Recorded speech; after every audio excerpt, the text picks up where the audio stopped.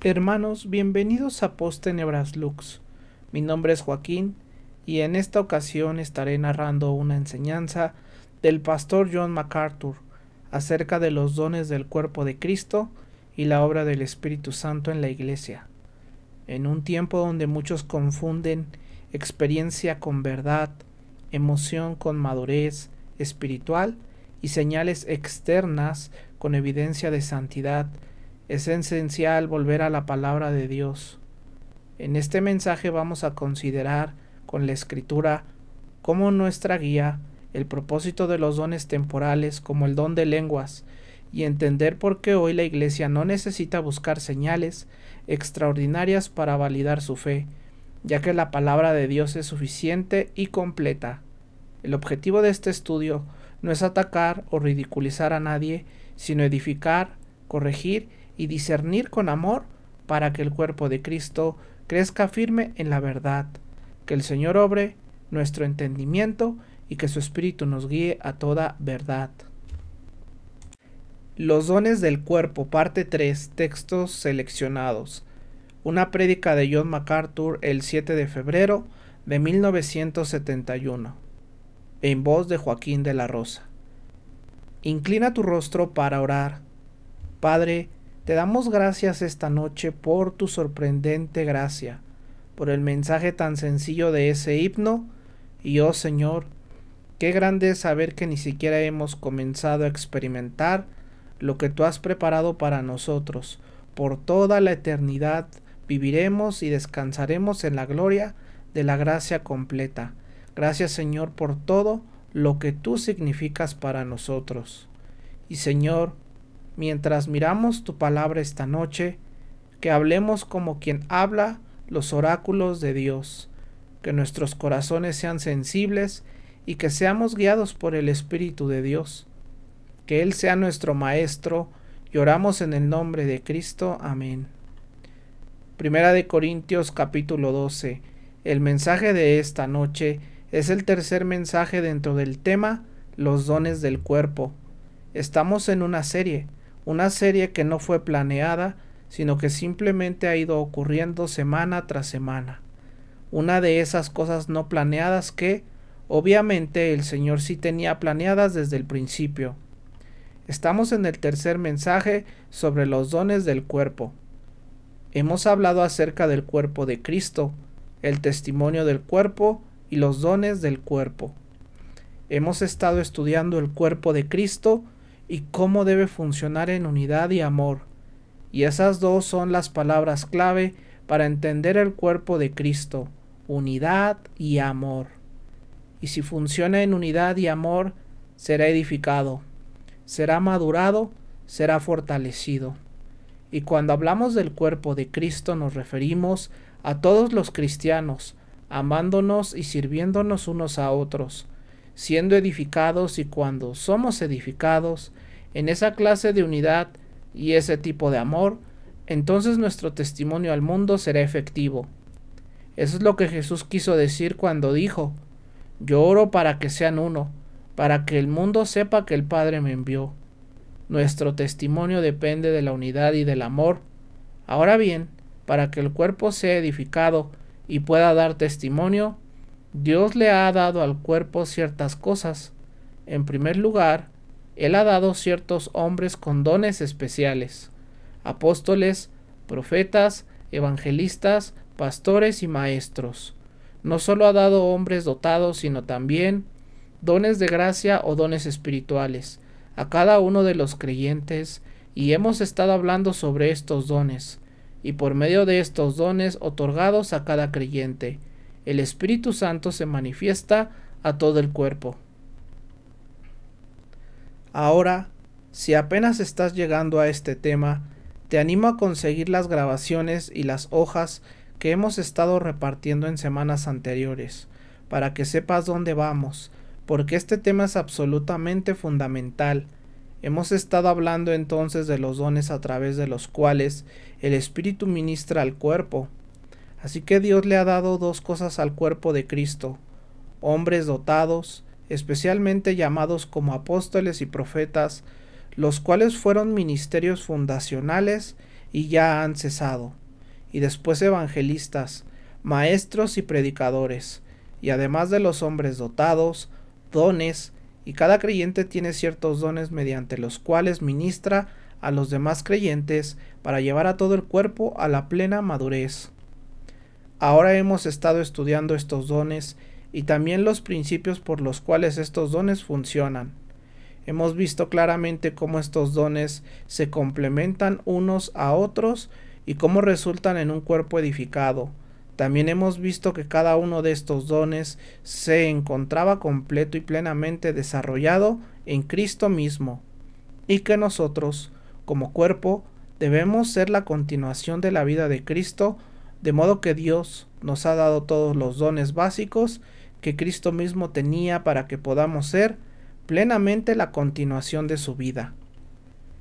Bien, para una unidad saludable, lo que significa un testimonio saludable, para una verdadera unidad en amor, para un ministerio realmente positivo, debemos ministrarnos unos a otros nuestros dones, para que podamos ser edificados.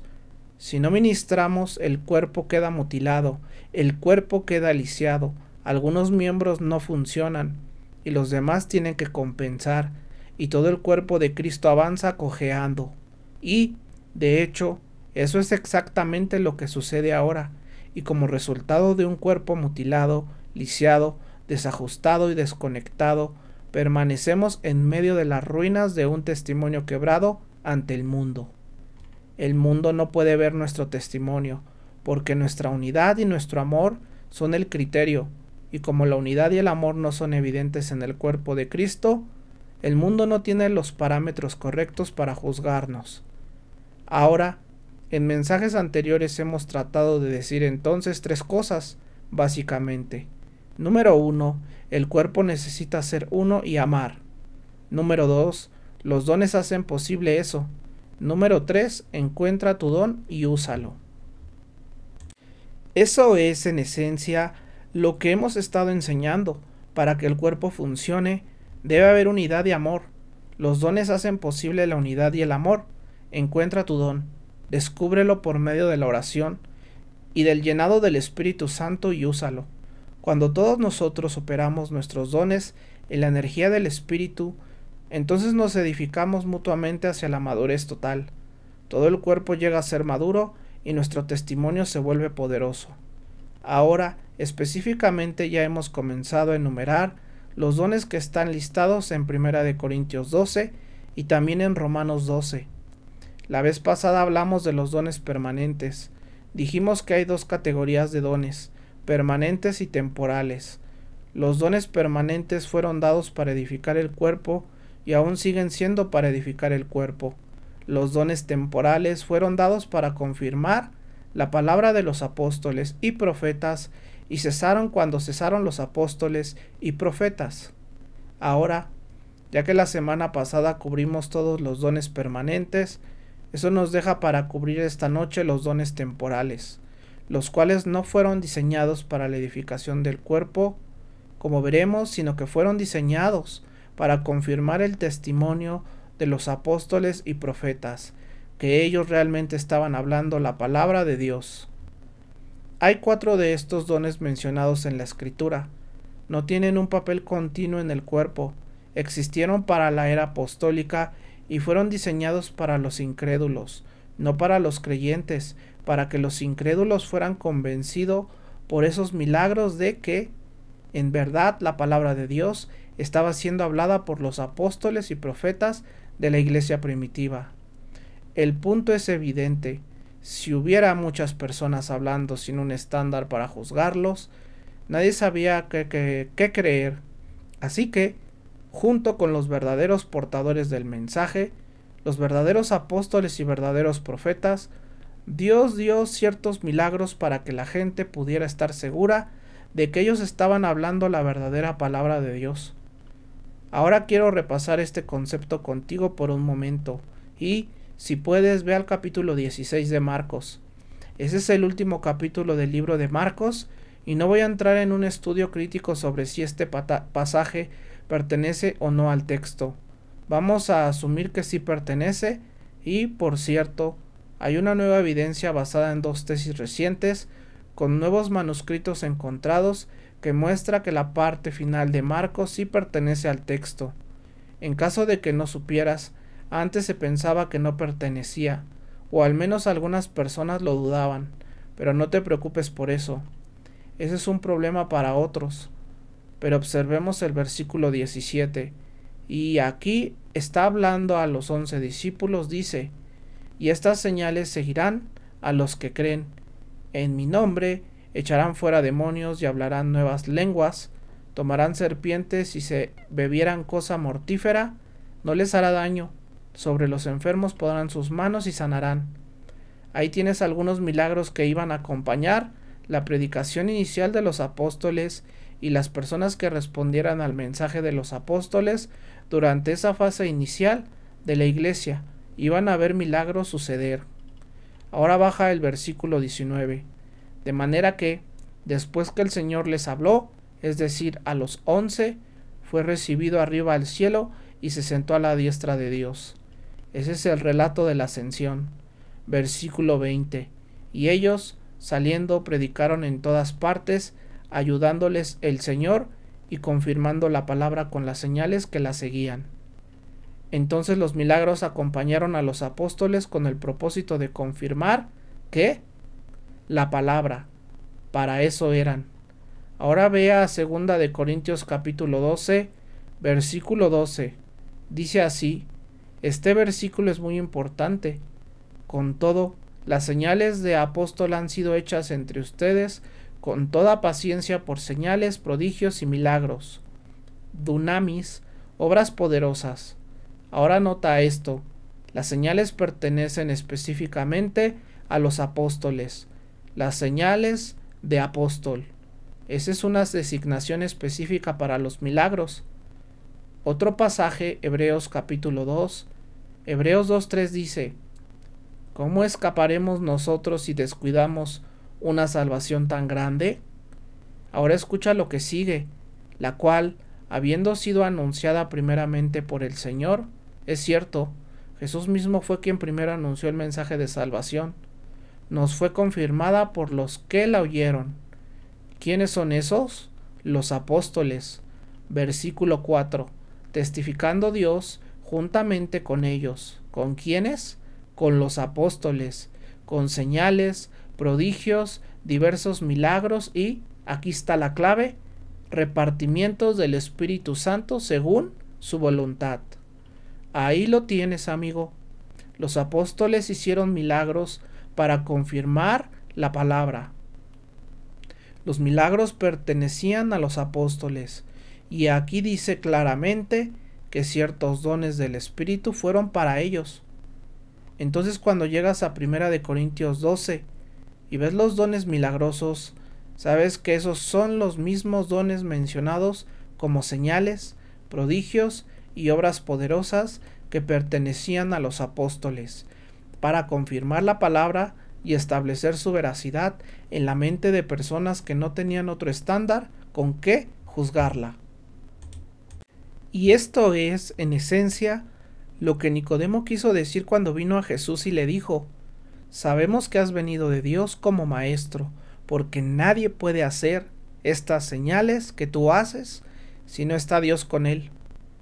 En otras palabras, las señales y milagros en la vida de Cristo daban testimonio de que él hablaba de parte de Dios. Lo mismo sucedió con los primeros apóstoles. Ellos no tenían otro estándar, no existía aún la palabra de Dios escrita en su totalidad. Todavía no estaba formada el conjunto completo del Nuevo Testamento, por lo tanto, las señales se convirtieron en la confirmación de la palabra, servían para ratificar o establecer la verdad. Ahora bien, en la iglesia primitiva, esto era un complemento necesario para la predicación y enseñanza de los apóstoles y los primeros profetas, y, dicho sea de paso, estos dones eran transmitidos con frecuencia de los apóstoles a otros profetas de la iglesia primitiva mediante la imposición de manos. No hay indicación alguna en el Nuevo Testamento de que alguien haya recibido estos dones de otra manera que por la imposición de manos de los apóstoles. Así que se trataba de un ministerio directo, específico, enfocado en los apóstoles y los primeros profetas de la Iglesia. Warfield, uno de los más brillantes estudiosos bíblicos que hayan existido, dice lo siguiente: estos dones milagrosos formaban parte de las credenciales de los apóstoles como agentes autorizados de Dios para establecer la Iglesia. Su función los limitaba claramente a la Iglesia apostólica y por lo tanto necesariamente desaparecieron con ella. Ahora, ciertos pasajes asocian de manera específica estos dones milagrosos del Espíritu con la obra de los apóstoles. Te daré un par de ejemplos. Uno está en el capítulo 14 de Hechos. No lo busques ahora, solo anótalo. Hechos 14, versículo 3. Hechos 14:3 dice: por mucho tiempo se quedaron allí, hablando con valentía, confiados en el Señor, el cual daba testimonio a la palabra de su gracia. Ahora aquí tienes a algunos profetas hablando la palabra del Señor, y aquí está la clave: el Señor daba testimonio a la palabra de su gracia. ¿Qué estaba haciendo el Señor entonces? Confirmando la palabra. ¿Cómo daba este testimonio? El versículo continúa: concediendo que se hiciesen por las manos de ellos señales y prodigios. ¿Ves? La manera en que el Señor confirmaba la veracidad de su mensaje era concediéndoles hacer señales y maravillas. Ahora, estas palabras describen la actividad de Pablo y Bernabé cuando fueron a la ciudad de Iconio durante el primer viaje misionero de Pablo, y en ese momento se les concedieron señales y prodigios como apóstoles y profetas para proclamar la verdad de Dios y que está fuera verificada. Dios literalmente la verificó dándoles la capacidad de hacer milagros. Hay otro versículo que nos dice lo mismo, y ese es Romanos 15:15. De nuevo te lo leeré. Sin embargo, hermanos, os he escrito con más atrevimiento en parte como para recordarles, por la gracia que me es dada de Dios, para ser ministro de Jesucristo a los gentiles, ministrando el Evangelio de Dios, para que la ofrenda de los gentiles sea agradable, santificada por el Espíritu Santo. Tengo, pues, de qué gloriarme en Cristo Jesús en lo que a Dios se refiere, porque no osaría hablar sino de lo que Cristo ha hecho por medio de mí. En otras palabras, dice Pablo, yo solo hablo lo que Cristo me manda hablar. Ahora mira esto: no me atreveré a hablar de nada que Cristo no haya hecho por medio de mí, para ser obedientes a los gentiles, con palabra y con obra, mediante señales y prodigios. En otras palabras, Pablo está diciendo: mi ministerio es confirmado por señales y prodigios. Toda esta área de los milagros no tiene que ver con los creyentes. Su propósito era confirmar la palabra ante los incrédulos.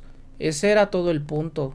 Así que, de esos pasajes aprendemos que el propósito y la función de los dones milagrosos del Espíritu Santo era autenticar a los apóstoles como verdaderos mensajeros del Dios verdadero, y así confirmar el Evangelio de salvación en la mente de los incrédulos.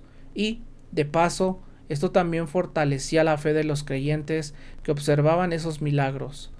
Ahora déjame añadir rápidamente que la Iglesia hoy ya no necesita ese tipo de confirmación.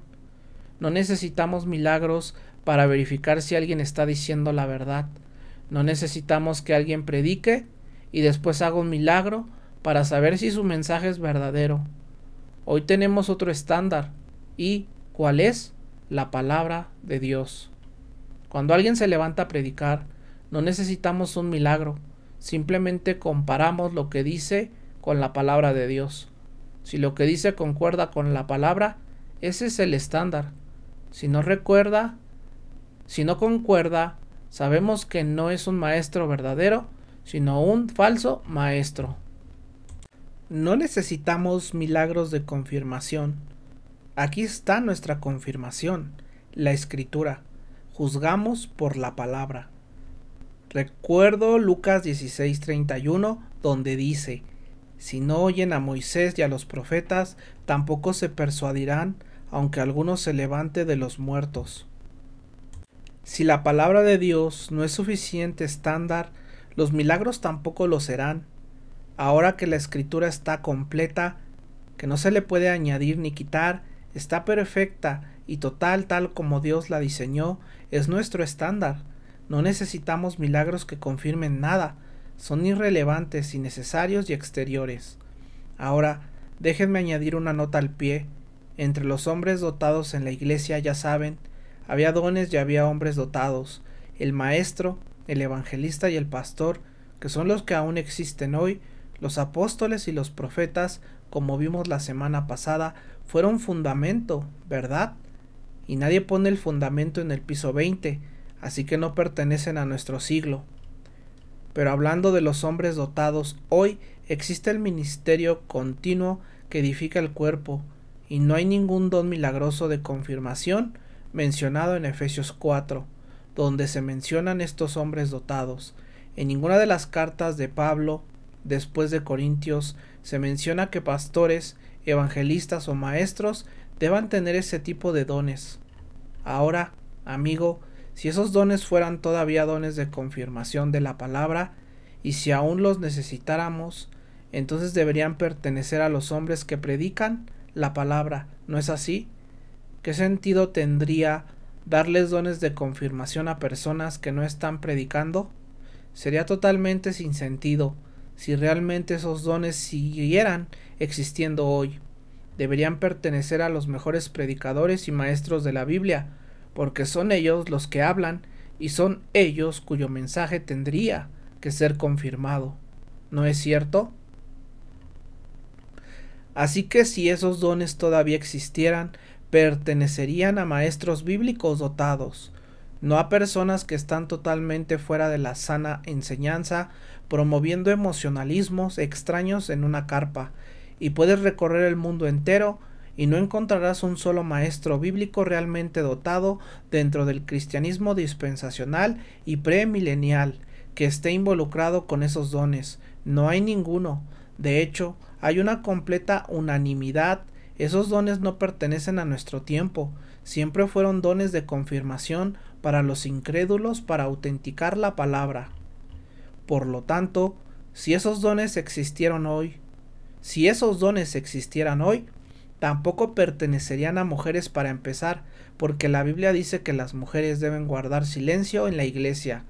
Eso está en 1 Corintios 14 y se refiere directamente a las lenguas. Y, amigos, si eso se obedeciera, el 95% de ese movimiento se acabaría inmediatamente. Entonces, si los dones de confirmación fueran legítimos hoy, le pertenecerían a grandes maestros de la Biblia, pero lo contrario es lo que vemos.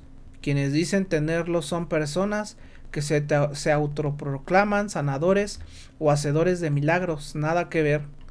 Así que para concluir nuestra introducción, hemos visto que los dones señal fueron para la era apostólica y cuando los apóstoles y profetas los usaban, era para confirmar la palabra, y cuando los apóstoles y profetas murieron, también terminó la necesidad de confirmación, porque la Biblia se convirtió en el estándar. Esos dones nunca fueron diseñados para la edificación del cuerpo, no son parte de eso. Bien, ahora veamos los 4 dones temporales de señal mencionados en el versículo 10 y repetidos en el versículo 28. Mírenlos. El número 1 es el don de milagros. Versículo 10. A otro, el hacer milagros. Ahora, ¿qué es el don de milagros? Vamos a hablar de eso en un momento. Decir que los milagros han cesado sería falso, y quiero aclararlo inmediatamente. Cuando yo digo que el don de milagros ha cesado, no estoy diciendo que Dios ya no haga milagros. Dios es un Dios de milagros. Dios está haciendo milagros hoy por todas partes. Yo no creo que pase un solo día sin que veamos a Dios obrando un milagro en nuestras propias vidas. Los milagros están sucediendo alrededor de nosotros. El milagro más grande que Dios ha hecho es tomar a un alma degenerada, corrompida, enferma de pecado, camino al infierno, y transformarla, recrearla para que se convierta en un ciudadano del cielo. Ese es el milagro más grande que Dios hace, y lo hace constantemente. Hay otros milagros también, toda clase de milagros que Dios realiza, pero eso no significa que el don de milagros todavía exista. Ya no es un don que opere a través de una persona. Dios sigue haciendo milagros según su propio diseño soberano y como respuesta a la oración. Pero eso no es lo mismo que el don apostólico de milagros. Ahora, nuestro Señor, déjenme hablar de esto un momento. Realizó muchos tipos diferentes de milagros, incluyendo resucitar muertos. Y esos milagros eran pruebas de su deidad, eran para verificar que Él era el Mesías, eran para corroborar su afirmación de que Él era el Hijo de Dios. Por ejemplo, como vimos esta mañana, Él decía, yo soy el pan de vida, y luego multiplicaba pan. Él decía, yo soy el agua viva, y luego hablaba de un agua que solo Él podía dar, que no era como ninguna otra. Él decía, yo soy la luz del mundo, y daba vista a ojos ciegos y luz a almas ciegas. Él decía, yo soy la resurrección y la vida, y luego levantaba a alguien de entre los muertos, tanto físicamente como espiritualmente. Él estaba verificando sus afirmaciones por medio de milagros. Nuestro Señor los hacía, pero es interesante notar que tuvieron un efecto muy limitado. ¿No es así? Él hacía milagros continuamente delante de Israel y no creyeron. Finalmente concluyeron que Él hacía esos milagros con el poder ¿de quién? De Belcebú, de Satanás. Así que tuvieron un efecto muy limitado. Y no solo tuvieron un efecto limitado con Cristo, sino también con los apóstoles y profetas, muy limitado. La expulsión del espíritu demoníaco de la muchacha divina fue la causa directa de todo el alboroto en Filipos. Ese milagro causó tal caos que ya sabemos lo que pasó después. La curación del cojo en Listra por Pablo pareció tener un gran efecto en la gente, por un rato. Eso está en Hechos 14. Parecía que esa restauración iba a producir algo profundo, pero poco después apedrearon a Pablo y lo dejaron por muerto. Ese es un efecto bastante limitado. Después de Filipos, durante un periodo de 2 años, no se menciona ningún milagro hecho por Pablo. Fueron muy limitados, muy limitados. No hay registro de milagros en Antioquía, en Corinto, en Tesalónica, en Derbe, en Berea. Era un ministerio muy pequeño en alcance, y Pablo no pone énfasis en los milagros, ninguno. Él continuamente destaca la necesidad de la fe. En todas sus listas, los requisitos para un obispo, para un anciano, para un diácono. No aparece nada sobre hacer milagros. En todas sus epístolas no hay instrucciones para personas que hagan milagros. Santiago no dice nada, Juan no dice nada, Judas no dice nada, nadie dice nada sobre eso, fuera del libro de Hechos y algunos textos que aluden a esos ministerios. En la Biblia no hay énfasis en realizar milagros porque para Pablo y para todos los demás escritores era evidente que eso pertenecía a la era apostólica, y cuando esa era terminó, eso se acabó y no tenía un lugar continuo en el ministerio de la iglesia. No necesitamos el don de milagros hoy. Pablo dice que lo que necesitamos es la manifestación de una vida llena del Espíritu, ¿cierto? Necesitamos vivir así, en la energía del Espíritu. Ahora, no estoy despreciando los milagros, tienen su lugar, pero no a través del don de milagros, que fue apostólico. No solo tuvieron un efecto limitado, sino también una función limitada. Fueron para una etapa infantil de la iglesia, para verificar el evangelio. Fueron señales, prodigios y obras poderosas solamente para el comienzo. Ahora, un pensamiento más. También tuvieron un tiempo limitado y quiero ilustrarlo. Escucha con atención un momento. Para entender cómo Dios ha usado los milagros, debes observar los diferentes periodos en la Escritura donde los milagros ocurren. Hubo 4 periodos milagrosos en la Biblia. Ocurrieron y luego terminaron, y entre uno y otro Hay largos periodos de historia donde no se registran milagros. El primer periodo de milagros fue en los días de Moisés. El segundo periodo de milagros fue en tiempos de Elías y Eliseo. El tercer periodo de milagros fue la vida de Cristo. Y, amigo, entre Eliseo y Cristo no hubo milagros. El cuarto periodo de milagros fue justo después de la vida de Cristo, después del Pentecostés, en la iglesia primitiva.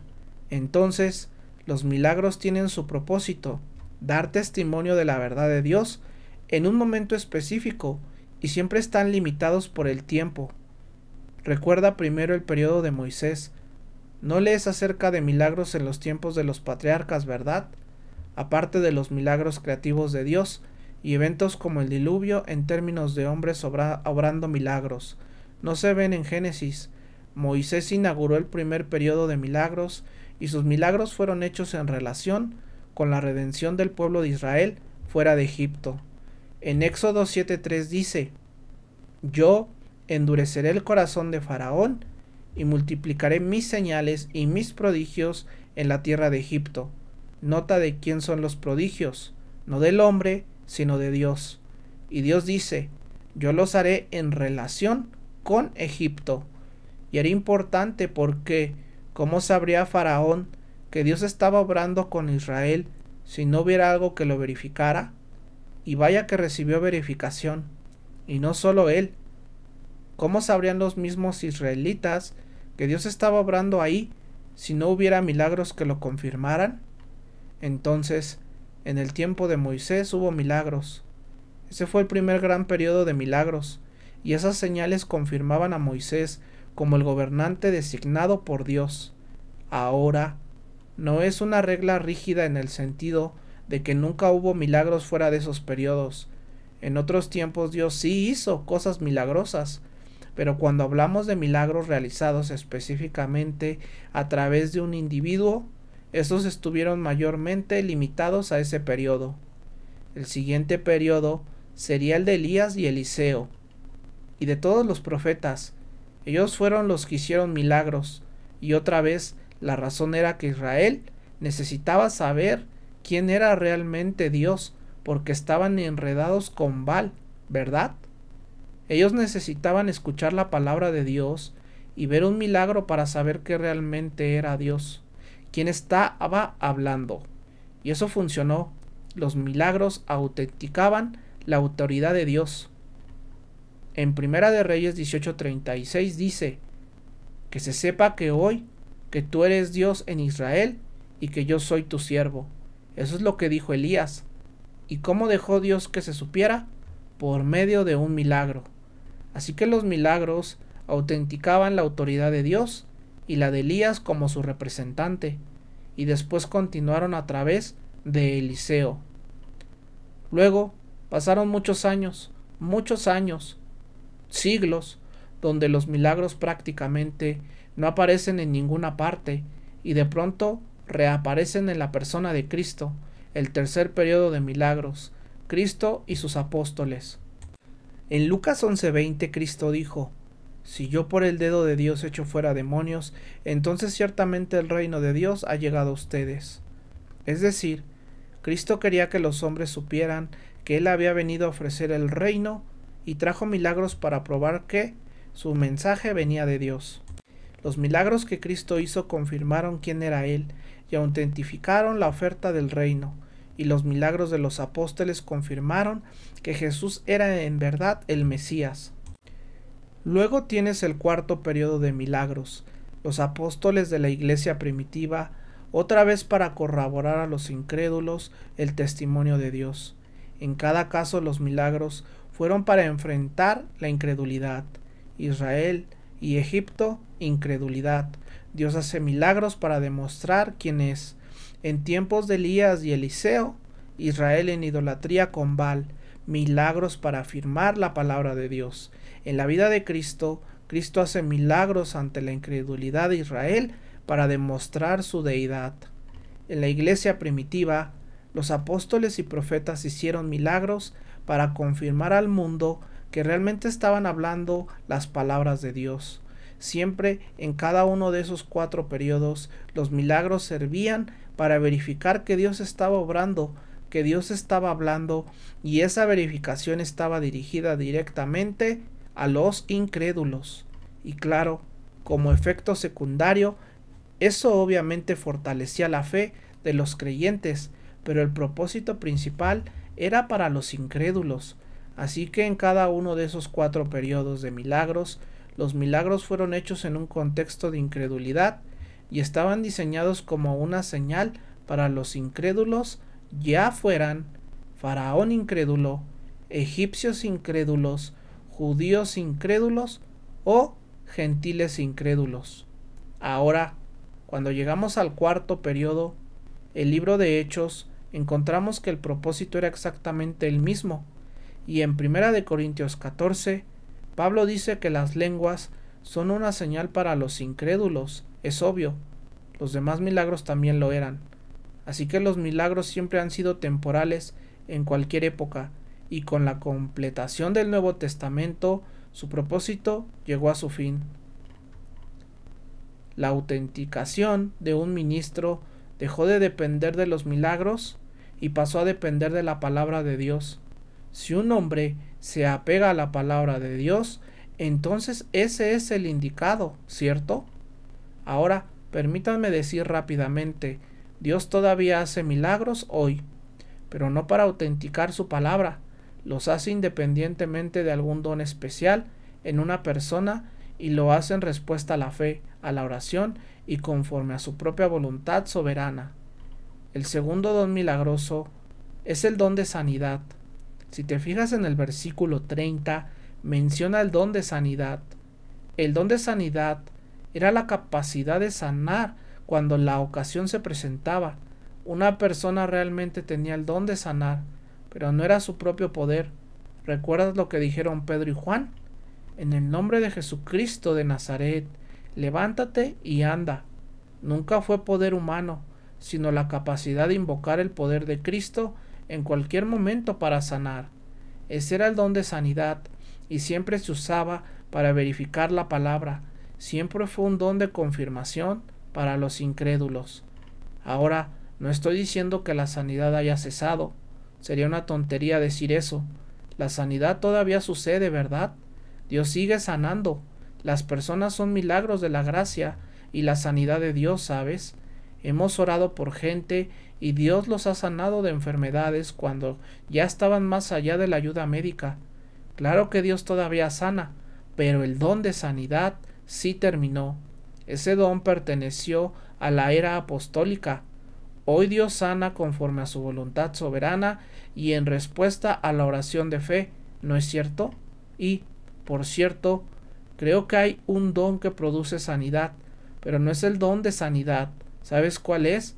El don de fe.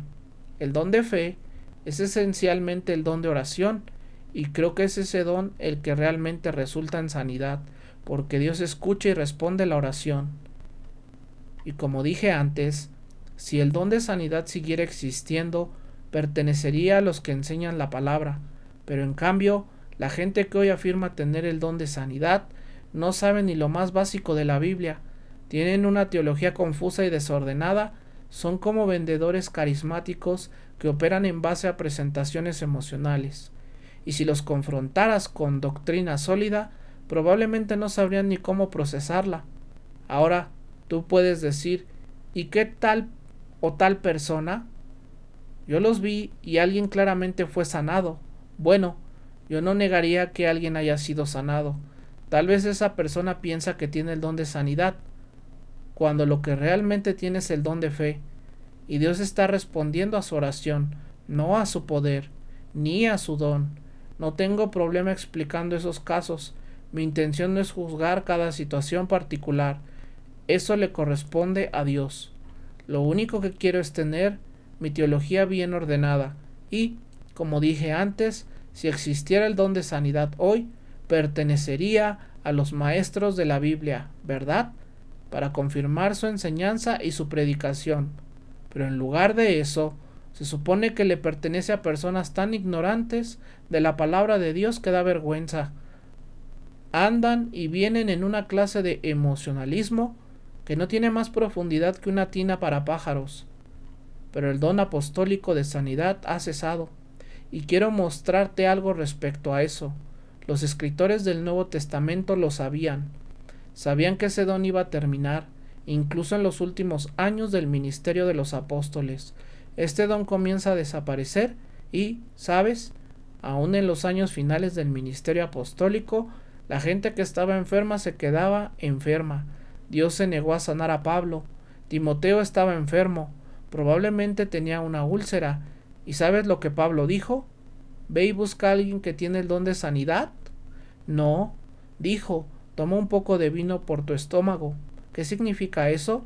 Significa que la medicina estaba entrando en escena y el don de sanidad estaba saliendo de escena. Luego, en 2 de Timoteo 4:20 había un hombre llamado Trófimo, que estaba enfermo en Mileto. Estar en Mileto no tenía nada que ver con su enfermedad, simplemente ahí estaba. Y cuando Pablo se fue lo dejó enfermo. Bueno, si Pablo tenía el don de sanidad y antes lo había ejercido, si ese don aún estuviera funcionando de la misma manera, ¿no lo habría usado para sanarlo? ¿Les faltó fe? No, no les faltó fe. Siempre hay alguien que dice, bueno, yo conozco a alguien que fue sanado, gloria a Dios. Yo también conozco gente que ha sido sanada, pero no fue ningún hombre quien lo hizo, fue el diseño soberano de Dios. Ahora, déjame decirte algo sobre toda esta supuesta sanidad que se ve por ahí. Primero, diría que muchas son falsas, y lo digo sinceramente. Cuando yo estaba en el seminario, hice un estudio completo sobre esto, investigué a fondo y descubrí todo ese sistema de tarjetas. Mira, si solo tienes un brazo o te falta una extremidad, no te dejan entrar en la línea, amigos. Eso no lo pueden manejar. Siempre son problemas internos invisibles para los demás. Y si piensas en el hecho de que la Clínica Mayo hace algunos años declaró que el 85% de las personas enfermas lo están porque creen que están enfermas, entonces tienes un enorme margen con el cual trabajar. O sea, más del 85% de las enfermedades son de origen psicosomático. Y eso no es un milagro, pero sí es útil que alguien pueda convencerlos de que no están enfermos. Tercero, déjame decirte esto, creo que Satanás también provee muchas de las supuestas sanidades. Y digo esto, si un hombre realmente tuviera el don de sanidad, ¿qué está haciendo en una carpa? ¿Por qué no está en un hospital? Si realmente tuviera el don de sanidad, ¿por qué no va pasillo por pasillo sanando enfermos? Bueno, porque en el hospital no hay ofrendas. A veces puede que sí haya una verdadera sanidad, porque Dios respondió a la oración, y no estoy mintiendo a todos en el mismo y no estoy metiendo a todos en el mismo costal. Por cierto, recuerdo haber leído la historia de un hombre llamado Cole. Un niño fue llevado con él. Esto ocurrió en Florida. El niño era parapléjico, tenía aparatos en las piernas y tendría como 10 años. Entonces este hombre hizo todo un drama, le puso la mano en la cabeza, empezó a decir cosas, la gente gritaba y luego le dijo a la madre, quítale los aparatos de las piernas. Y la madre, claro, en medio de la emoción del momento, se los quitó. El niño logró dar 3 pasos y todos entraron en histeria. Pero aquello no fue más que un caso de la mente venciendo al cuerpo por un instante. El hombre dijo, nunca le vuelvan a poner los aparatos al niño. 2 semanas después se le desarrolló gangrena. Llevaron al niño al hospital y el doctor dijo, si hubieran llegado un día más tarde, le hubiéramos tenido que amputar las 2 piernas. Después se descubrió más fraude y el hombre terminó en la cárcel. Cuando hay sanidad, amigos, no es porque un hombre lo hizo, es porque Dios decidió hacerlo en su soberanía en respuesta a la oración de la fe. Ahora, ¿me preguntas si creo que todos los sanadores son estafadores interesados en el dinero? No. Creo que algunos realmente creen, de verdad creen, están sinceramente convencidos de que es real. Y creo también que algunos otros piensan que tienen el don de sanar, pero en realidad lo que tienen es el don de fe. Y si pasan cosas porque tienen un poder de oración genuino. pero eso no es el don de sanidad, simplemente no entienden bien su teología. La idea de que puedes sanar gente en una línea de producción es ridícula. Ni los mismos discípulos podían hacer eso. En Mateo 17 vinieron con Jesús y le dijeron: ¿qué pasa? No pudimos hacerlo. Dios obra milagros en respuesta a la oración que cree. Tercero, y voy a juntar estos dos dones, verso 10, el tercer y cuarto don, diversos géneros de lenguas y la interpretación de lenguas.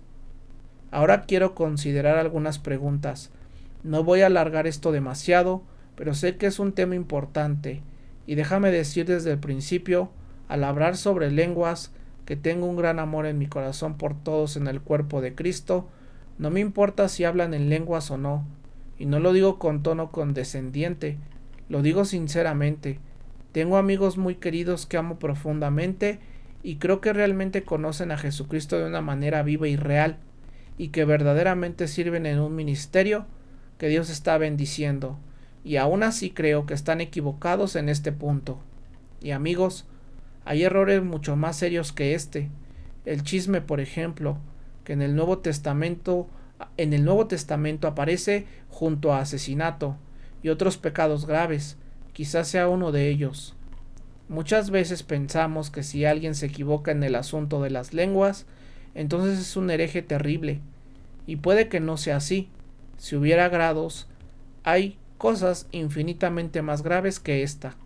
Así que no estoy tratando de regañar a esas personas, creo que simplemente hay una posición doctrinal que debemos mantener por la palabra de Dios.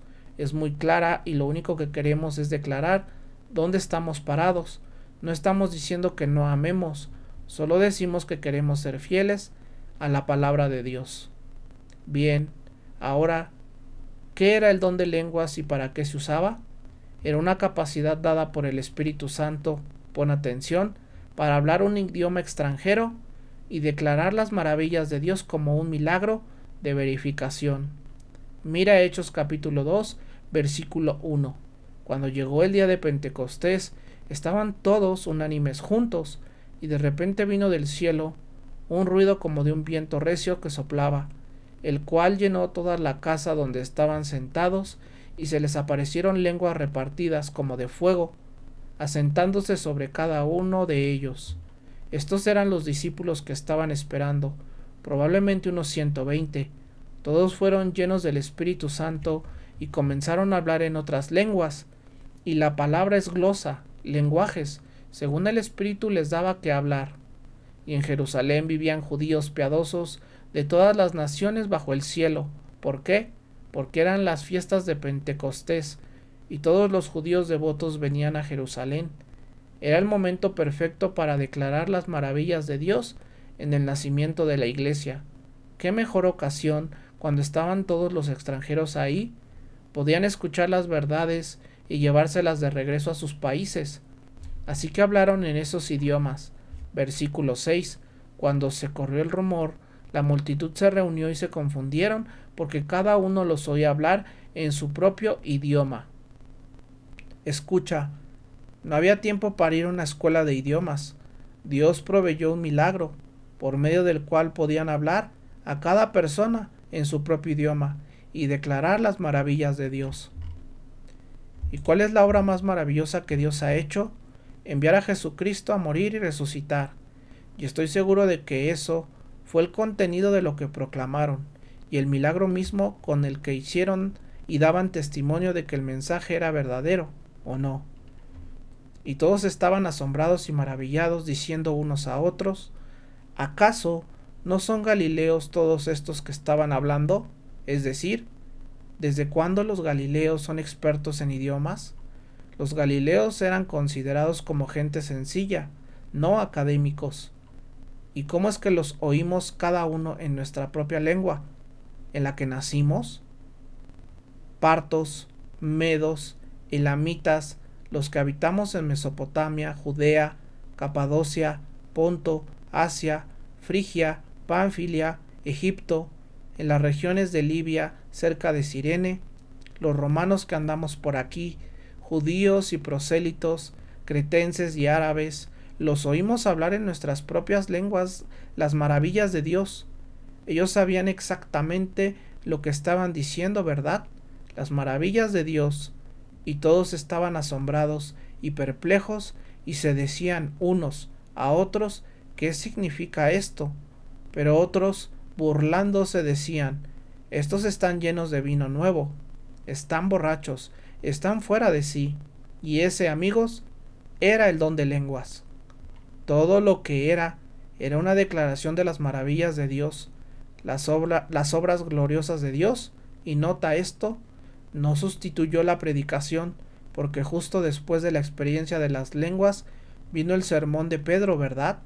Las lenguas no eran necesariamente para predicar el Evangelio, ni para convencer de pecado, solo servían como señal de que Dios estaba a punto de hablar. Se declaraban las maravillas de Dios, y luego venía la predicación. Nunca reemplazaron la predicación. Ahora dirás, sí, pero si hubo lenguas en otros lugares en Hechos, ¿siempre fue exactamente lo mismo sin excepción? Mira el capítulo 8, versículo 15. Y aquí ni siquiera se menciona explícitamente, pero creo que sucedió. Hechos 8:15. Ahora, el Evangelio se está extendiendo, ¿sí? Sucedió en Jerusalén, bien. Ahora se están moviendo hacia Samaria. Y tú sabes cómo se sentían los judíos respecto a los samaritanos, ¿no?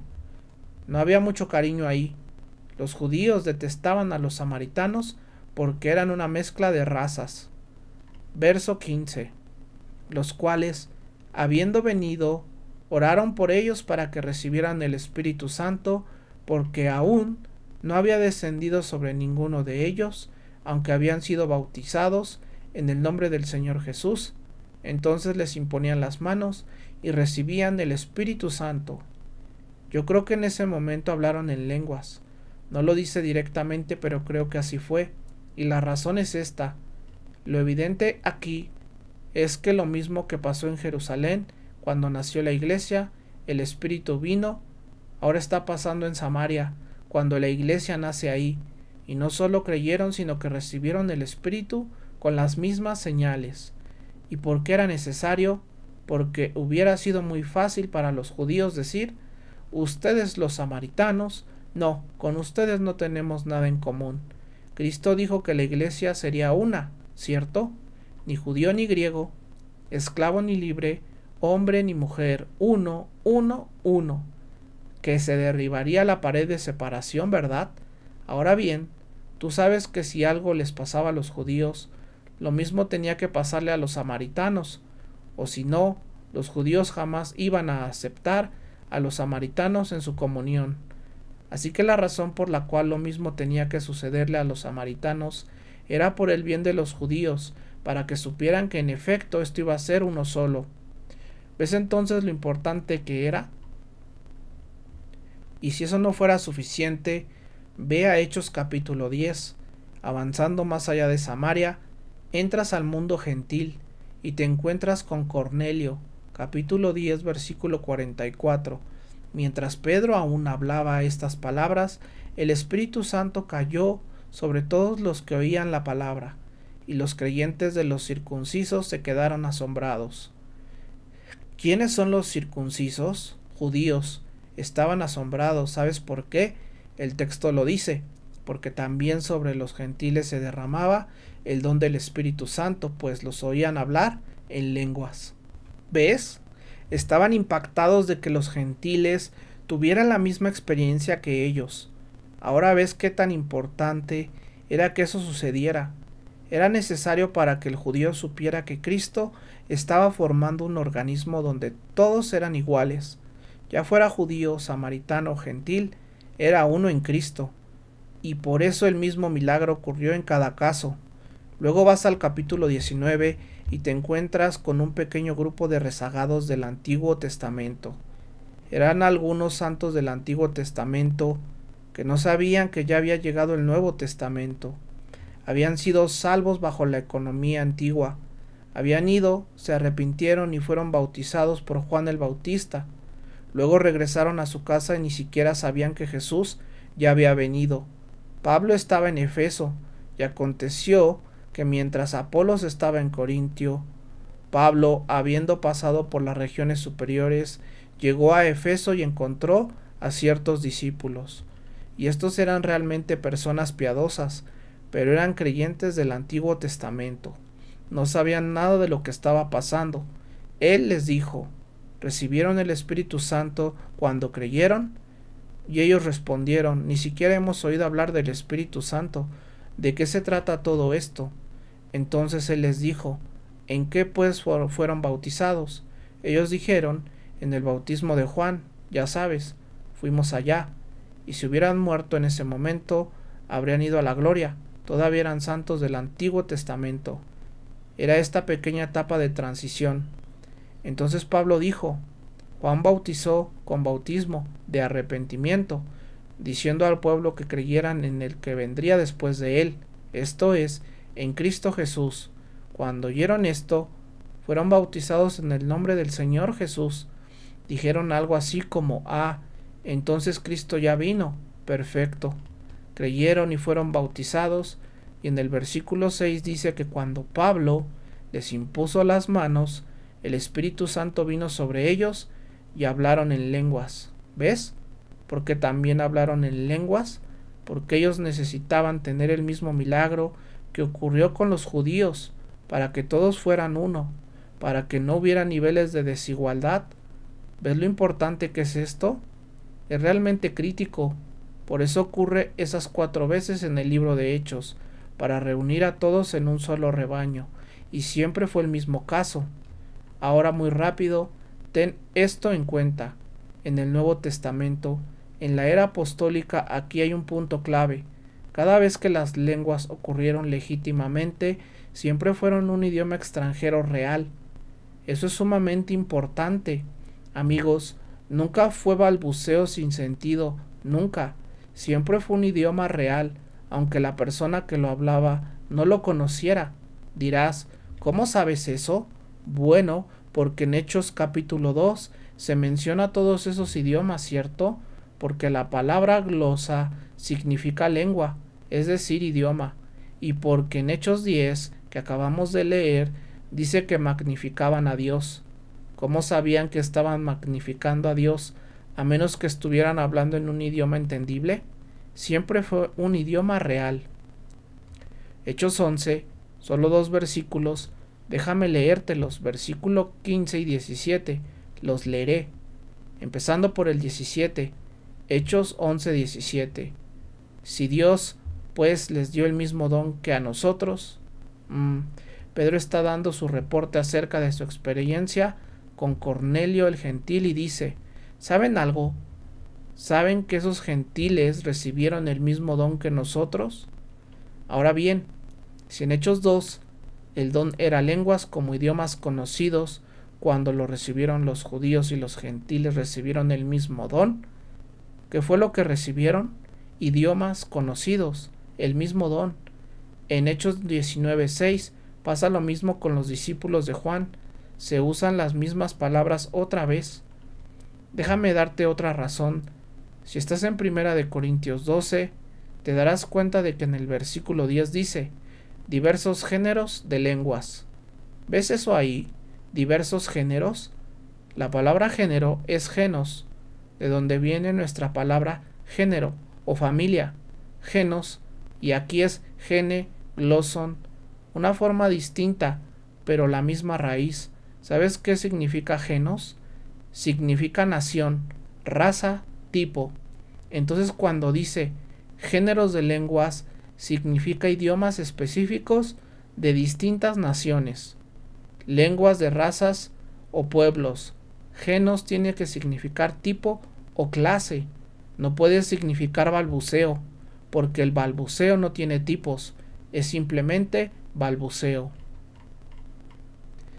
No puedes decir diferentes tipos de balbuceos, el balbuceo es solo balbuceo. Gene gloson significa idiomas reales de diferentes naciones. Te diré algo más sobre ese mismo versículo. Notarás que el don que acompaña a las lenguas es la interpretación de lenguas. La palabra interpretación es hermeneia. ¿Sabes qué significa literalmente en griego? Traducción. Eso significa exactamente. Y no puedes traducir balbuceo sin sentido. Si alguien tenía el don de hablar idiomas verdaderos, alguien más tenía el don de traducirlos. No puedes traducir un balbuceo. También notarás que en todas las ocasiones, en 1 Corintios 14, donde aparece la palabra desconocida, como en lengua desconocida, siempre están cursivas. Alguien la agregó pensando que ayudaba. No ayudó. Y también notarás en 1 Corintios 14:7 que Pablo dice que cualquier tipo de lengua tendría que tener una estructura gramatical y dice: aun las cosas inanimadas que emiten sonidos, como la flauta o el arpa, si no tienen distinción en los sonidos, ¿cómo se sabrá lo que se toca? ¿Sabes lo que estaban haciendo los corintios? Hablando puros sonidos sin sentido. Estaban practicando una falsificación carnal, un balbuceo sin significado, y Pablo les dice: hasta alguien que toca la flauta toca notas definidas, y un idioma tiene una estructura gramatical, pero ellos solo estaban repitiendo sonidos sin sentido. En el versículo 11, Pablo dice: así que, si no entiendo el significado de lo que se dice, si solo son sonidos repetidos, seré para el que habla como un extranjero, y al que habla será para mí como un extranjero, es decir, puro balbuceo extraño. Y en el versículo 21 del capítulo 14 dice: en la ley está escrito, y aquí cita directamente Isaías 28, en lengua extraña y con labios extranjeros hablaré a este pueblo, y ni aun así me escucharán, dice el Señor. Y en el Antiguo Testamento Isaías dijo eso refiriéndose al idioma de los asirios. Era un idioma real. No hay duda alguna, amigos, cada vez que ocurrieron lenguas legítimas en la Biblia, siempre fueron idiomas reales, y eso, por sí solo, eliminaría el 99.44% del movimiento moderno, porque hoy no son idiomas. Según los lingüistas, y recientemente leí un estudio, el movimiento moderno consiste en sonidos desconocidos, sin vocabulario definido, sin gramática y con características artificialmente imitadas de idiomas extranjeros. Claro, también debes recordar que en Corinto se abusó de este don, igual que abusaron de todo. Lo triste es que hoy muchos usan a los corintios como modelo para hablar en lenguas, y los corintios eran los cristianos más desordenados que había.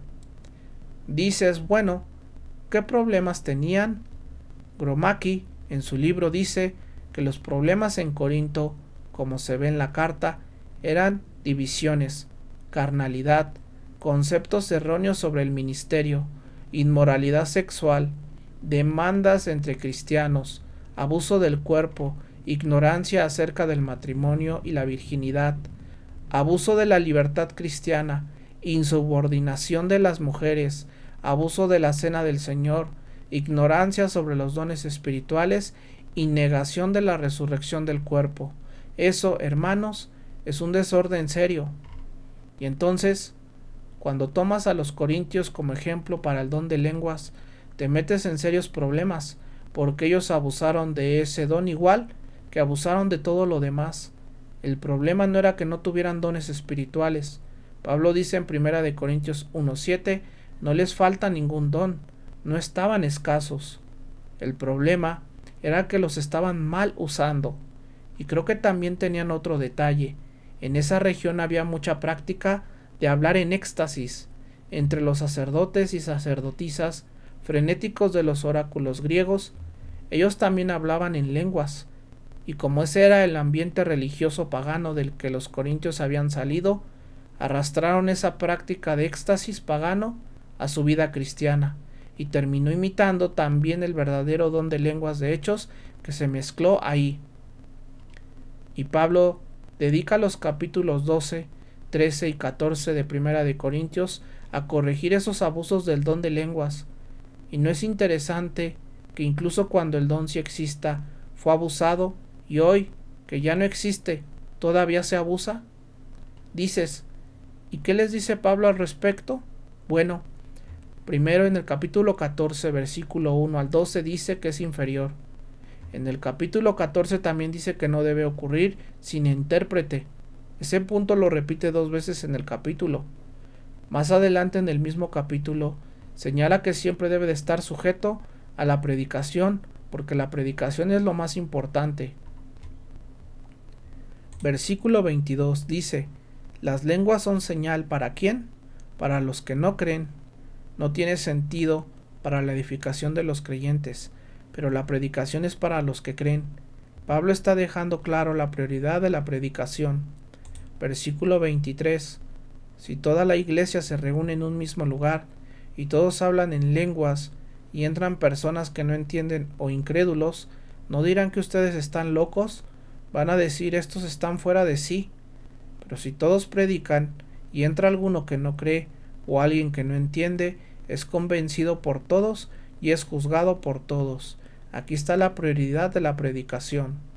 Luego Pablo continúa diciendo que todo debe de hacerse decentemente y con orden, y ellos lo tenían completamente desordenado. Por supuesto, esto tenía que hacerse bajo la dirección del Espíritu Santo. Siempre era un idioma real y siempre tenía como propósito comunicar las maravillas de Dios a los incrédulos, pero ellos lo pervirtieron todo y lo convirtieron en un abuso carnal dentro de la experiencia cristiana. Además, nunca debía hacerse por más de 2 o 3 personas. Versículo 27: siempre de manera ordenada y nunca sin intérprete. El mismo versículo lo dice, y en los versículos 34 y 35 también se deja claro que las mujeres no debían hacerlo. Como mencioné antes, eso ya eliminaría la mayoría de los casos actuales. Y en el capítulo 13, versículo del 1 al 3, se dice claramente que todo debía hacerse con amor. Y amigos, eso no es lo que vemos. Muchas veces las personas que dicen tener este don no miran a los demás con amor, sino con un espíritu crítico, y muy seguido, cuando este asunto entra en una iglesia, en lugar de crear un ambiente de amor, crea un ambiente de fricción, división y pleito que termina quebrando la iglesia. Ahora te voy a decir algo muy simple: cualquier don legítimo del Espíritu, cuando se ejerce con el poder del Espíritu, produce unidad. Este no, este produce discordia. Así que, como ves, incluso en tiempos apostólicos, cuando el don sí existía, ya era falsificado para alimentar la gloria de la carne, y hoy es un falso. Tú dices: entonces estás diciendo que Dios ya no puede hacer un milagro. No estoy diciendo eso. Si Dios quisiera en algún lugar del mundo darle a un hombre la capacidad, en un momento puntual, de hablar un idioma que no conoce para comunicar las maravillas de Dios, Dios puede hacerlo hoy mismo, y yo jamás voy a limitarlo diciendo que no puede. De hecho, he escuchado testimonios donde eso ha pasado milagrosamente, pero eso sería una etapa inicial, donde alguien no tuviera aún las herramientas o el conocimiento para comunicar la palabra. Pero amigos, si ese don confirmador todavía existiera, no tendríamos problema alguno con la traducción del Nuevo Testamento. ¿Te das cuenta? Lo único que tendríamos que hacer sería mandar a toda la gente que supuestamente tiene el don de lenguas al campo misionero. Y Wycliffe ya no tendría razón de existir, porque alguien podría llegar, hablar milagrosamente el idioma, predicar el evangelio y hacer milagros para confirmarlo. Pero necesitamos la palabra como estándar, porque esos dones ya cesaron. ¿Por qué crees que hay personas que pasan 10 años aprendiendo una lengua y otros 10 traduciendo la Biblia a ese idioma? Si fuera cierto que el evangelio pudiera confirmarse hoy con esos dones milagrosos, esa gente estaría desperdiciando su vida. Y tú dices: ¿cómo sabes que cesaron? Bueno, eso es lo que he estado tratando de explicar todo este tiempo. Cesaron con los apóstoles, se acabó. Nuestra teología, la Biblia misma lo enseña. Mira el versículo 13, 1 Corintios 13:8. El amor nunca deja de ser, pero las profecías se acabarán y cesarán las lenguas, y el conocimiento acabará, porque en parte conocemos y en parte profetizamos, mas cuando venga lo perfecto, entonces lo que es en parte se acabará. Ahora, algunas personas piensan que todo lo que aparece en el versículo 8 debe meterse en la misma bolsa, es decir, que la profecía, las lenguas y el conocimiento tienen que cesar al mismo tiempo, pero el texto no dice eso. No dice eso para nada. Lo que dice es, en cada caso, cuando llegue lo completo, lo parcial desaparece. Cuando vino la palabra de Dios completa, ya no hubo necesidad de confirmar el mensaje por medio de lenguas, y las lenguas cesaron. Un día, cuando estemos con Jesucristo y conozcamos cómo somos conocidos, el conocimiento tal como lo entendemos hoy también desaparecerá. Así que no tienes que meter esos tres en el mismo paquete, son distintos entre sí. Pablo añade el pensamiento en el versículo 11. Cuando yo era niño hablaba como niño, pensaba como niño, razonaba como niño, mas cuando ya fui hombre, dejé lo que era de niño. En otras palabras, cuando llega lo maduro y completo, lo infantil deja de ser necesario, y las lenguas, junto con otros dones de señal, eran para la iglesia en su infancia. Pero cuando la iglesia llegó a la madurez y tuvo como estándar la palabra de Dios, todas las herramientas de la etapa infantil dejaron de ser necesarias. Fueron dadas solo para esa etapa inicial de la iglesia. Y por eso digo que quizá en algún campo misionero, donde la iglesia está en su etapa infantil, Dios podría permitir milagros que no veríamos en la iglesia tal como la conocemos hoy. Pentecost, en su libro, dice que cualquier iglesia que hoy afirme necesitar el don de lenguas está confesando inmadurez espiritual e ignorancia de las escrituras, y Corinto no era diferente. Primera de Corintios capítulo 3. Yo, hermanos, no pude hablarles como espirituales, sino como a carnales. ¿Como a qué? Como a niños en Cristo. Y ahí estaban esos niños usando este don falso. Y, ¿sabes algo? En ninguna otra iglesia en todo el Nuevo Testamento se menciona este don.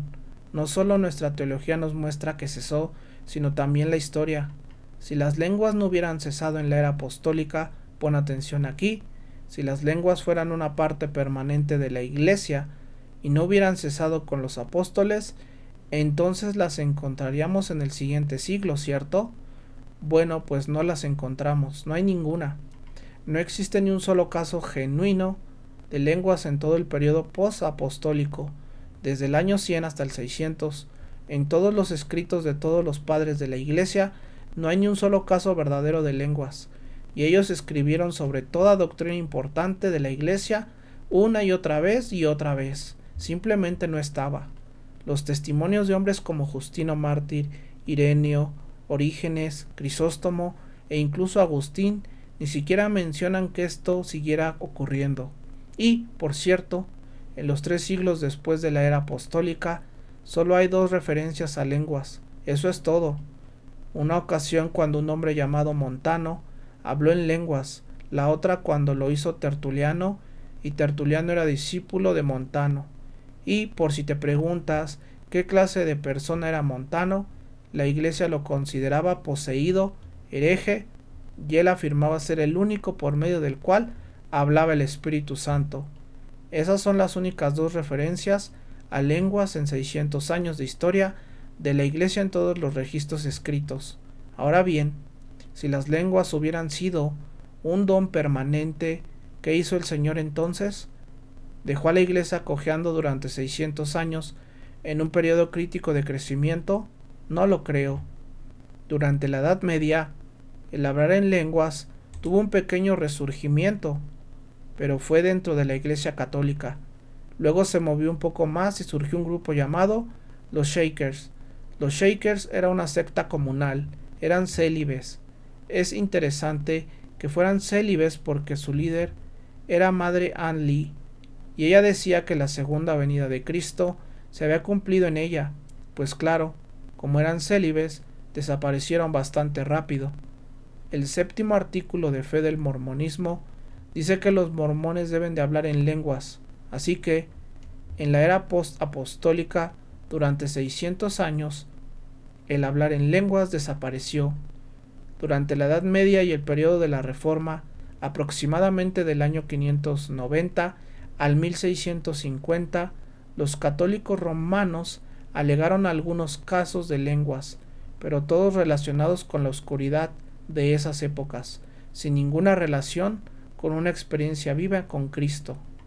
En el periodo post-reforma, de 1650 a 1900, aparecieron casos de lenguas entre sectas extrañas, muy raras, ninguna de ellas ortodoxa, los Shakers de la Madre Ann Lee, los profetas de Sevenol, los jansenistas, los irminitas, los mormones, etc. Y el movimiento moderno de lenguas, tal como lo conocemos hoy, nació en 1914. Durante 1800 años no hubo lenguas. ¿Qué pasó entonces? La Biblia dice que cesaron. La historia dice que cesaron.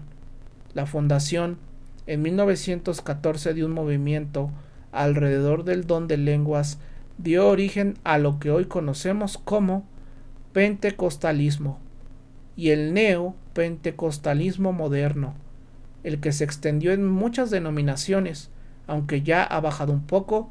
Nació en Van Nuys, California, el 3 de abril de 1960 en la Iglesia Episcopal de San Marcos. Ahí comenzó lo que se conoce como la glosolalia moderna, el movimiento actual del hablar en lenguas. Ahora, amigos, si esto fuera una continuación del don verdadero, ¿dónde ha estado durante 1800 años? La casi total ausencia de lenguas en la Iglesia por 1800 años no encaja para nada con la idea de que Dios tenía la intención de que este don fuera permanente. No lo fue. Tú dices, entonces, ¿qué es lo que está pasando hoy con ese don? Bueno, yo creo que muchas personas son sinceras, aunque también muchas no lo son. Creo que algunos de verdad piensan que es algo maravilloso. También creo que algunos saben perfectamente que solo están actuando. No podemos meterlos a todos en el mismo saco, pero sí creo que hay 3 explicaciones posibles: psicológica, fraude y satánica. Cuando empiezas a examinar las técnicas es casi bueno. Déjenme leerles lo que dice uno de los libros que promueven el movimiento moderno de lenguas. Dice, aquí está cómo hablar en lenguas. Y por cierto, hay hasta un folletito titulado 10 pasos para hablar en lenguas. Dice así: simplemente entra en silencio y decide no decir ni una sílaba de ningún idioma que hayas aprendido. Si eso no es una buena manera de dejar que algún demonio tome control de tu mente, no sé cuál sea. Sigo con la cita. Tus pensamientos se concentran en Cristo y luego simplemente levantas tu voz y hablas con confianza, creyendo que el Señor tomará el sonido que tú produzcas y lo transformará en un lenguaje como el balbuceo de un bebé. De hecho, Bredesen en su artículo dice, al principio es bueno si repites ba una y otra vez muy rápido. El balbuceo de bebé aparece varias veces en este tipo de patrón. Eso es interesante, muy interesante, porque me gusta lo que Pablo dice en 1 Corintios 13:11. Cuando yo era niño, hablaba como niño, pensaba como niño, razonaba como niño, pero cuando llegué a ser hombre, dejé las cosas de niño. En otras palabras, cuando maduré, no me quedé diciendo va. Ahora mira en 1 Corintios 14:15. ¿Qué pues? Oraré con el espíritu, pero oraré también con el entendimiento. No hablas con Dios apagando tu mente. Y en el versículo 20 dice, hermanos, no sean niños en su manera de pensar. Evidentemente, los corintios estaban haciendo lo mismo, algo infantil. Eso es una necedad. ¿Para qué hablar como bebé si no es para producir una experiencia emocional en la carne? Tú me dices, bueno, ¿por qué la gente hace esto? Creo que hay varias razones. Se han alejado de una interpretación bíblica sistemática, no saben interpretar la Biblia correctamente y alguien los convence de que eso es lo que debes de hacer.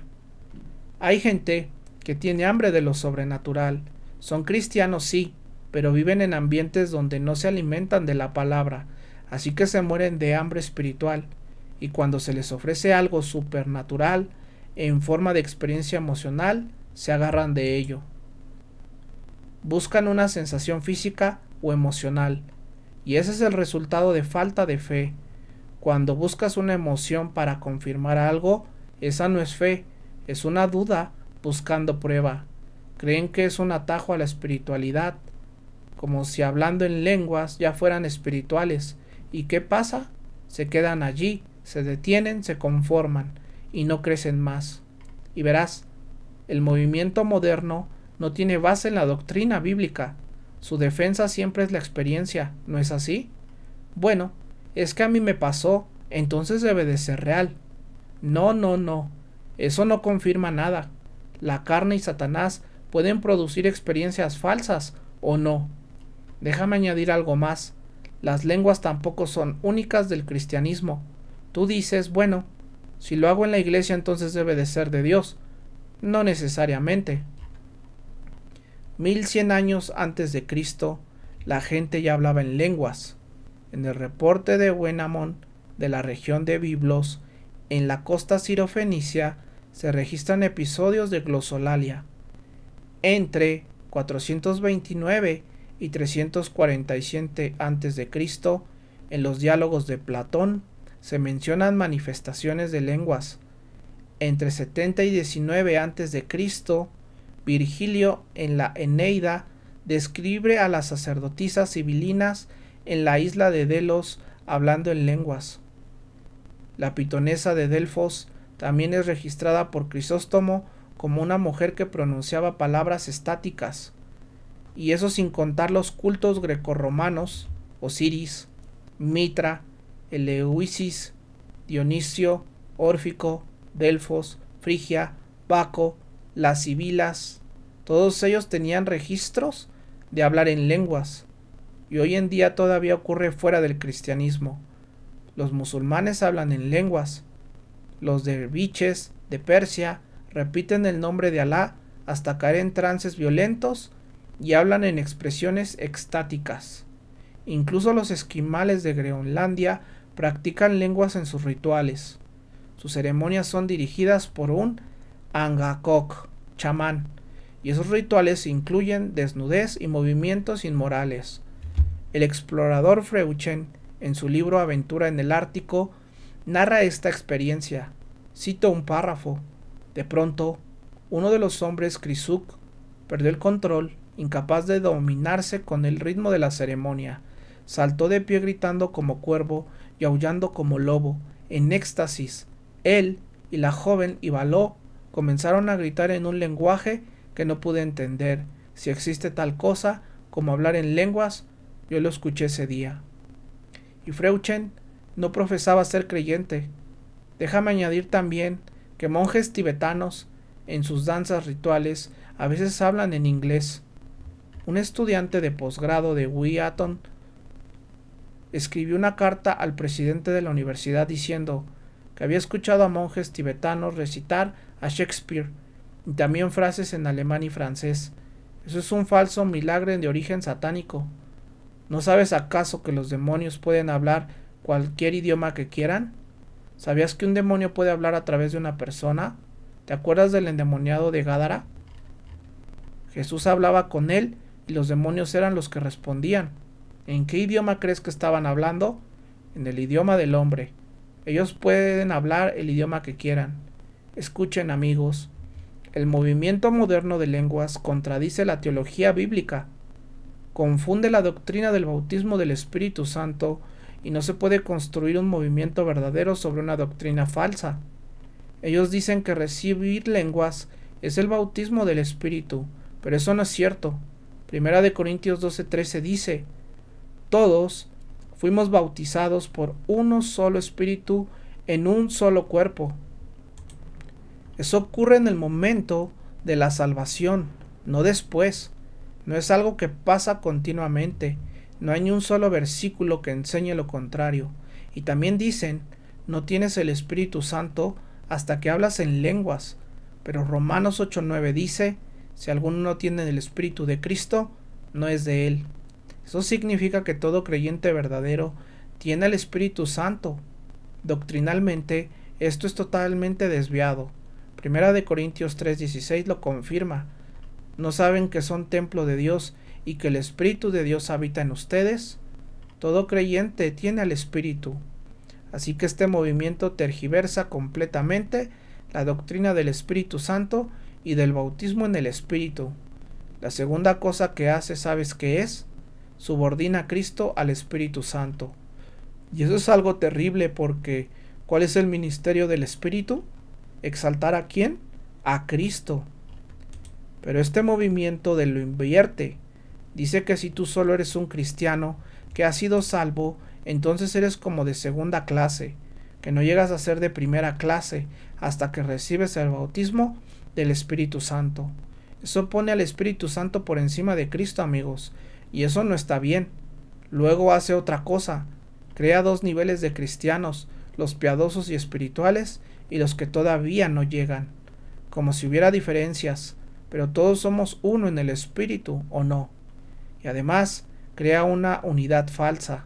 Miren, yo de verdad creo que una de las cosas que más están impulsando el movimiento ecuménico y la Iglesia Mundial de Apocalipsis 17 es esto, y lo digo en serio, nunca nos vamos a poner de acuerdo en teología, pero fíjense bien, nos estamos uniendo en experiencias, y este movimiento está cruzando fronteras denominacionales rapidísimo, y la gente se está reuniendo bajo esta bandera donde jamás se unirían, bajo la bandera de la teología bíblica. Y eso no es una verdadera unidad, para nada. Así que el pentecostalismo, tal como lo conocemos, abusa de la teología y además enseña que la Iglesia, durante 1900 años, no tuvo poder, porque supuestamente nadie tenía el bautismo del Espíritu Santo. ¿Te puedes imaginar que durante 1900 años nadie tuvo al Espíritu Santo? Eso no es cierto, amigos. Pedro dijo en 2 de Pedro 1, ustedes tienen todas las cosas que pertenecen a la vida y a la piedad. No nos falta nada. Con esos dones temporales de señal, Dios proveyó confirmación para su palabra y alimento para la iglesia en su infancia. Pero hoy, en lugar de estar buscando esas cosas, agradezcámosle a Dios que ya no las necesitamos porque todos tenemos el recurso firme de la palabra de Dios. Dios autentica su mensaje hoy por medio de su palabra, y esa palabra ya autenticada es nuestra base, y buscamos ministrarnos unos a otros con los dones de gracia permanentes para que el cuerpo crezca hasta su plena madurez. Bueno, oro para que cada uno de nosotros busque conocer sus dones, ser lleno del Espíritu de Dios y ministrarnos unos a otros. Padre, te damos gracias. Hoy recorrimos bastante terreno, Señor. Sentimos que era necesario.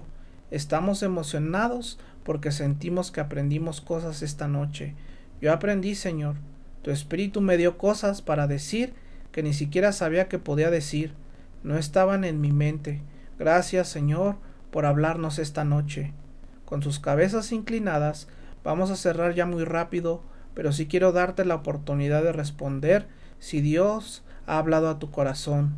Como dije, todo lo que he dicho esta noche no lo dije más que en amor, no para burlarme, no para reírme de nadie, pero ustedes me conocen y me conocen lo suficiente para saber que tengo hambre de que la gente entienda la palabra de Dios y la interprete correctamente, y mi corazón se duele por quienes no la entienden. Dios los bendiga. Simplemente mi corazón se quiebra porque esas personas están perdiéndose la madurez y están sustituyéndola con un falso sustituto. Y necesitamos orar por ellos, amarlos, mostrarles el estudio de la palabra de Dios, porque esa es la verdadera madurez.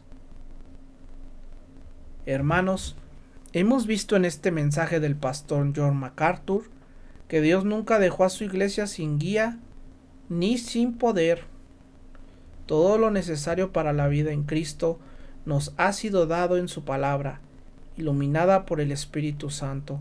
Los dones extraordinarios cumplieron su propósito en el fundamento de la iglesia, pero la madurez cristiana no se basa en experiencias emocionales, sino en obediencia, fidelidad, santidad y un amor creciente por la verdad.